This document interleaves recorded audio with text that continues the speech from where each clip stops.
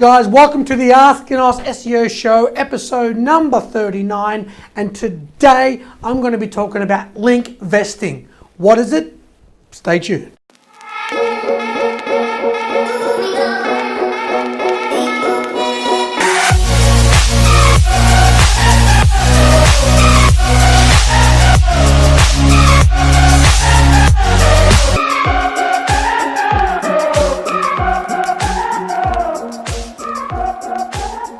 Okay guys, thank you for joining me today. As I mentioned, I'll be talking about link vesting.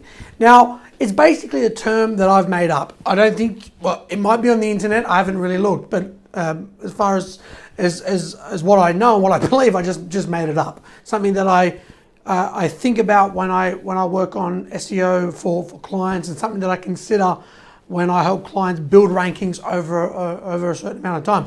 We all know that SEO takes time. And we all understand that SEO is a marathon, not a sprint. You probably heard that 1,000 times. But what you haven't heard is link vesting, or you most likely haven't heard about the concept. And what that actually means is when you are looking to acquire links through natural white hat means, you obviously want to target websites that, I mean, for most websites owners and business owners, budget's always a big thing. So you want to target site owners that you believe will increase with authority over time. So that link that you have on that website will grow in authority over time, right? So obviously if you get a link today from CNN, it's already got huge amounts of authority. Or if you're an interior designer, you're getting a link from realestate.com.au. Obviously you to get those opportunities is very costly and it's very difficult.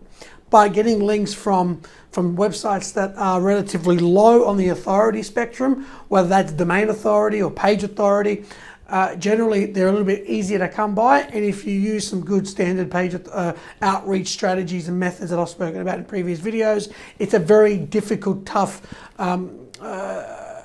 links are very tough to acquire these days in general, because we all understand the power that they can bring to a business and the growth that they directly bring to a business over time.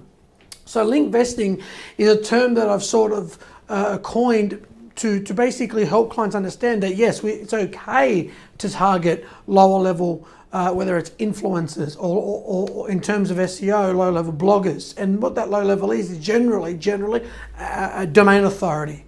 What I've found is though, some of our best links over time for clients, and when you look at the difficulty to acquire them, have generally come about at first when these websites were generally low in authority. Let's say we picked them up in 2013, and then over time they grew and grew and grew. So what I've noticed with one client in particular that we've done amazing work for is the links that we sort of acquired for him in 2013 didn't have that much of an effect in 2013, but in 2019 they have a substantial effect on his business. And so a quick method, and I know it's probably very hard to see, but you already probably got the point anyway. So let's say in year one, you acquire a link from a website that has a domain authority score, let's say of 30, and a page authority score of, let's say 8, because that usually, domain authority is usually higher than page authority, not always, but usually. Domain authority is obviously looking at it from a holistic spectrum, as well as the homepage. And then in year 2, so you acquire that link, or that link to get that required a lot less effort.